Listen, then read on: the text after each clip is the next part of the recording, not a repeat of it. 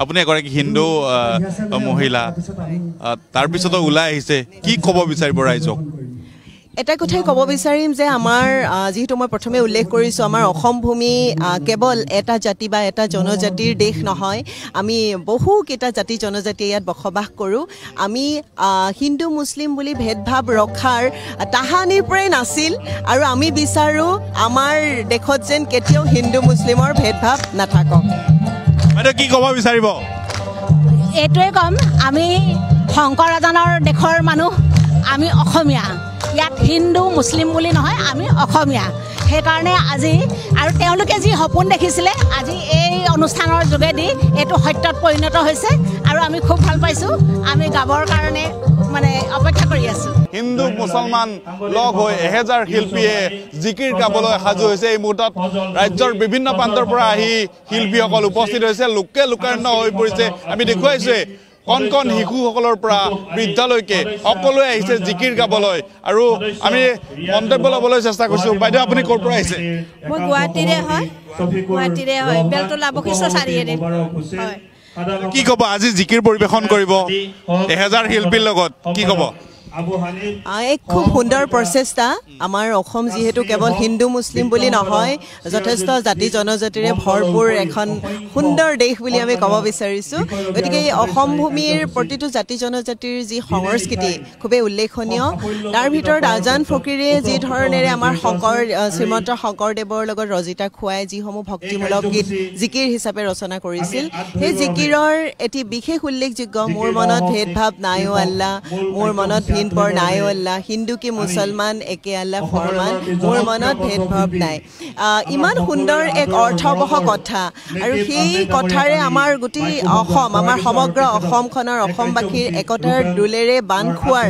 যি এক সুন্দৰ প্ৰচেষ্টা এই গীতটিৰ মাজেৰে উদ্ভাসিত হৈছে আৰু আমি আজি 1000তকৈ অধিক লোক ইয়াতে আমি উপবিষ্ট হৈছোহি আৰু আটায়ে একেলগে একে সুৰেৰে যেতিয়া আমি এই সুন্দৰ কথাংশৰ সুন্দৰ অৰ্থৰ এই জিকিৰটি পৰিবেশন কৰিম সঁচাকৈ আমাৰ মনটোতো এই মুহূৰ্তত আমাৰ সকলোৰে মনটোতো ভাল লাগিবই লগতে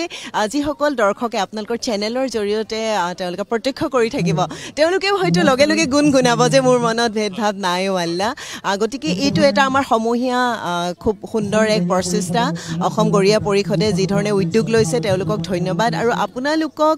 বিশেষভাৱে ধন্যবাদ কাৰণ আপোনালোকৰ জৰিয়তে সমগ্ৰ অসমবাসী তথা ভাৰতবাসীয়ে এই দৃশ্য প্ৰত্যক্ষ কৰিব যে ইমান এক অৰ্থবহ এটি জিকিৰ সকলোৱে সমবেত হৈ পৰিবেশন কৰাৰ এক যি সুকীয়া মাদকতা আৰু এই কথাংশৰ অৰ্থ বাস্তৱত ৰূপায়িত হৈ থাকক তাৰে কামনা কৰিছোঁ আমি ধন্যবাদ জনাইছোঁ প্ৰথমে কৈছোঁ হিন্দু মুছলমান লগ হৈ একেলগে আজি জিকিৰ পৰিবেশন কৰিব আপুনি এগৰাকী হিন্দু মহিলা তাৰ পিছতো ওলাই আহিছে কি ক'ব বিচাৰিব ৰাইজক এটা কথাই ক'ব বিচাৰিম যে আমাৰ যেহেতু মই প্ৰথমে উল্লেখ কৰিছোঁ আমাৰ অসম ভূমি কেৱল এটা জাতি বা এটা জনজাতিৰ দেশ নহয় আমি বহুকেইটা জাতি জনজাতি ইয়াত বসবাস কৰোঁ আমি হিন্দু মুছলিম বুলি ভেদভাৱ ৰখাৰ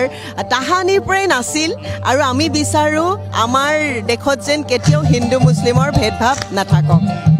বাইদেউ কি ক'ব বিচাৰিব এইটোৱে ক'ম আমি শংকৰ ৰাজানৰ দেশৰ মানুহ আমি অসমীয়া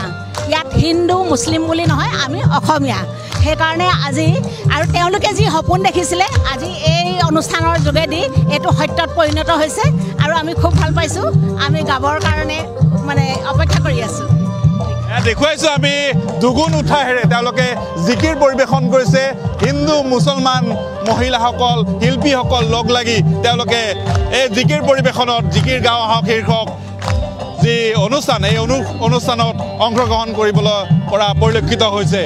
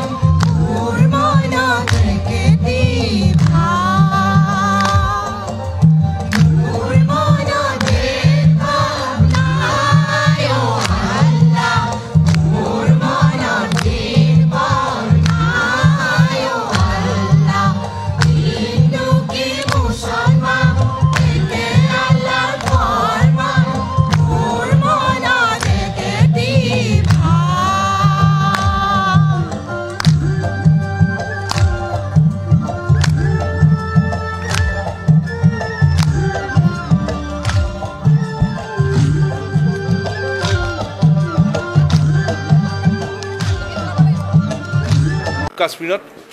সীমা পাৰ হৈ পাকিস্তানৰ পৰা আহি মৌলবাদী শক্তিয়ে ভাৰত বিৰোধী শক্তিয়ে তাত হিংসাৰ আশ্ৰয় লৈছে অসমতো কিন্তু উন্মুক্ত ভাৰত বাংলাদেশ সীমান্তইদি অবৈধ বাংলাদেশীৰ লগে লগে মৌলবাদী সোমাইছে আৰু অসম আৰু উত্তৰ পূৰ্বাঞ্চল এইটো ট্ৰেনজিট ৰুট আৰু ট্ৰেনজিট কেম্প হৈ পৰিছে আৰু সেইকাৰণে জম্মু কাশ্মীৰৰ পৰিস্থিতি আমি দেখিলোঁ আৰু অসম আৰু উত্তৰ পূৰ্বাঞ্চলটো কিন্তু বাংলাদেশৰ পৰা অবৈধ বাংলাদেশীৰ লগত মৌলবাদী কিন্তু চলাচল কৰি আছে গতিকে অসম উত্তৰ পূৰ্বাঞ্চল জম্মু কাশ্মীৰ ভাৰতৰ মাটিৰ পৰা মৌলবাদীক আৰু ভাৰত বিৰোধী শক্তিক পুলিয়ে পুখাই উৎখাত কৰিবৰ কাৰণে ব্যৱস্থা কৰিব লাগে কেন্দ্ৰীয় চৰকাৰে কৈ আছে যে আমাৰ আভ্যন্তৰীণ সুৰক্ষা কটকটীয়া আৰু এই ধৰণৰ এটা বৰ্বৰ ঘটনা সংঘটিত কৰিবলৈ পালে কেনেকৈ পালে আৰু এইটো চৰকাৰৰ ব্যৰ্থতা কিন্তু আমি একে সময়তে ক'ব খোজোঁ যে এইটো এটা বৰ্বৰ ঘটনা আৰু এই ঘটনাৰ লগত যিয়ে জড়িত তেওঁলোকক পুলিয়ে পুখাই উৎখাত কৰিব লাগে কেৱল আমি জম্মু কাশ্মীৰ বুলি আমাৰ সকলোৱে চকু থিয় হৈ গৈছে কিন্তু আমাৰ অসম আৰু উত্তৰ পূৰ্বাঞ্চলৰ পৰিস্থিতিটো কিন্তু বৰ ভাল নহয় পৰিস্থিতি আৰু চৰকাৰে মাজে মাজে স্বীকাৰোক্তি দিয়ে